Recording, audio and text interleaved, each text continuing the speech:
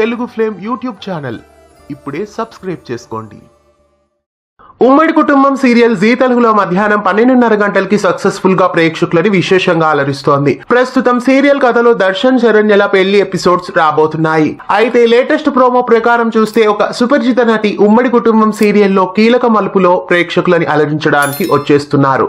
త్రినయని సీరియల్లో పెళ్లి ఎపిసోడ్స్ సమయంలో ప్రముఖ బుల్లితెర నటి స్పెషల్ అపిరియన్స్ గా ఎంట్రీ ఇవ్వబోతున్నారు. తన దూరదృష్టితో నయని పెళ్లిలో జరగబోతున్న ఆటంకాన్ని ముందే పసిగడుతుంది. అరవింద పిన్ని ఫోన్ చేసి పెళ్లికి రమ్మని చెప్పడంతో త్రినయని సీరియల్ కి సంబంధించిన నయని ఉమ్మడి కుటుంబంలో ఎంట్రీ ఇవ్వబోతున్నారు.